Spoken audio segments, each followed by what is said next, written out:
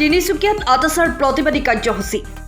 চাহ শ্ৰমিকৰ ভূমি অসম চৰকাৰৰ পৰ্যটন বিভাগে পঞ্চতাৰকা হোটেল নিৰ্মাণ কৰিবলৈ দিয়া কাৰ্যৰ বিৰোধিতা কৰি প্ৰতিবাদ কৰিবলৈ যোৱা আটাচাৰ বিষয়ববীয়াক আৰক্ষীয়ে লাঠিচাৰ্জ কৰি আঘাতপ্ৰাপ্ত কৰা আৰু বোকাখাত হাতীখুলি চাহ বাগিচাৰ মাটি পঞ্চতাৰকা হোটেল নিৰ্মাণ কৰিবলৈ মাটি দিয়া বিষয়টো তীব্ৰ প্ৰতিবাদ জনাই তিনিচুকীয়াত চাহ জনজাতি ছাত্ৰ সন্থাই অসমৰ মুখ্যমন্ত্ৰী ডক্টৰ হিমন্ত বিশ্ব শৰ্মাৰ প্ৰতিমূৰ্তি দাহ কৰি প্ৰতিবাদ সাব্যস্ত কৰে। প্ৰতিবাদকাৰীসকলে মুখ্যমন্ত্ৰীগৰাকীৰ পুতলিকা দাহ কৰি মুখ্যমন্ত্ৰী হিমন্ত বিশ্ব শৰ্মা মুৰ্দাবাদ, চাহ শ্ৰমিকৰ ওপৰত অত্যাচাৰ নচলিব আদি শ্লোগানেৰে উত্তাল কৰি তোলে পৰিৱেশ।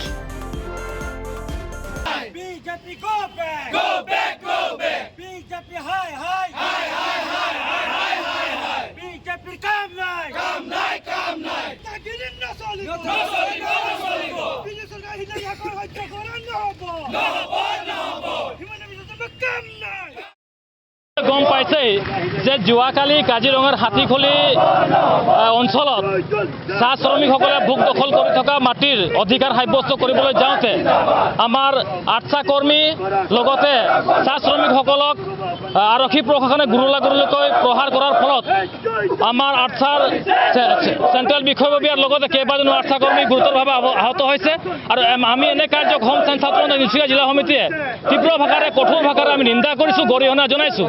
আৰু এটা কথা আমি স্পষ্ট কৰি দিব বিচাৰিছোঁ এই বিজেপি চৰকাৰখনক, যদি এই বিজেপি চৰকাৰখনক এনে কাৰ্যৰ প্ৰতি যদি বিৰত নাথাকে অনাগত সময়ত কিন্তু আমি কঠোৰ ব্যৱস্থা ল'বলৈ আমি চাহ শ্ৰমিকক লৈ আমি প্ৰতিবাদ সাব্যস্ত কৰিবলৈ আমি বাধ্য থাকিম। ইতিমধ্যে আপোনালোকে গম পাইছে যে অসমৰ চাহ জনগোষ্ঠীৰ মানুহসকলৰ শ্ৰমিকসকলৰ কাৰণে বিজেপি চৰকাৰে গাদী দখল কৰে বিজেপি চৰকাৰখনে, কিন্তু চাহ শ্ৰমিকৰ দুৰ্দশাৰ কথা কিন্তু তেওঁলোকে উপলব্ধি কৰিব পৰা নাই। ই অতি দুৰ্ভাগ্যৰ কথা।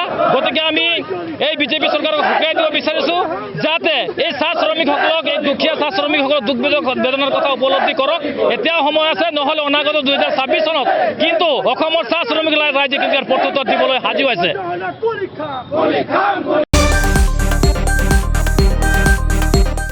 তিনিচুকীয়াৰ পৰা অজয় শৰ্মাৰ ৰিপৰ্ট, টাইম অফ আছাম।